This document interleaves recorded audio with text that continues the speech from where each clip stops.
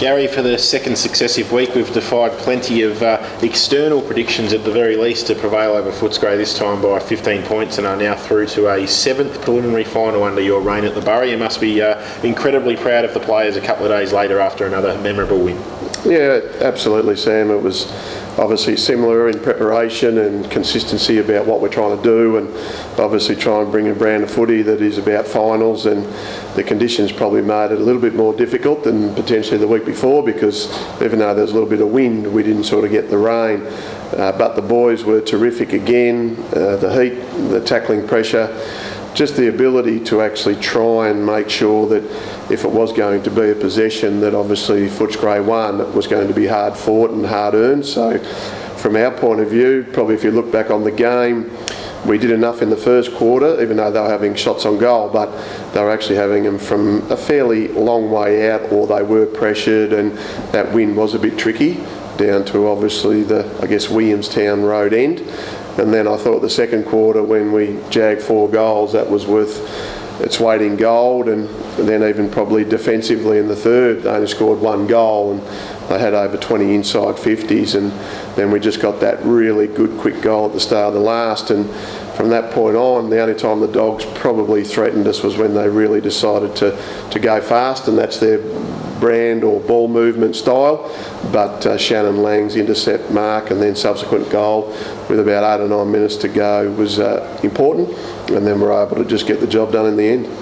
Has the rate of improvement within the group surprised you? I mean, as I said off the top, not many would have predicted winning through to a preliminary final off a 7th placed finish. Has anything changed behind the scenes to trigger this sort of form spike? There's probably a couple of things, Sam. I think when we went on that run of 7 wins and obviously 1 draw against Williamstown, we were playing some really good contested football, and I think we had most guys somewhere near their best form, and I think that's always pretty important. And I think the contribution level of a lot of our players was quite high. There wasn't a big stats game on the weekend, but if you look at what the players did for, I guess, man per man, they were able to get themselves involved in what we wanted to see get the job done. And so I think that probably minimal change. We only had 1 change coming into obviously the first final against Geelong, and then of course we had an unchanged side coming into the Dogs last weekend. So that gives continuity, it gives a bit of confidence, and the players are really embracing what we're needing to do. And we've just sort of harped on the fact that coming into the finals, you just want to be playing your best footy then or now, and obviously that's what we've been able to do thus far. And as well as that consistency in team selection, no change obviously was very pleasing, but 98 tackles showed a lot for the intent that the players had on the day as well.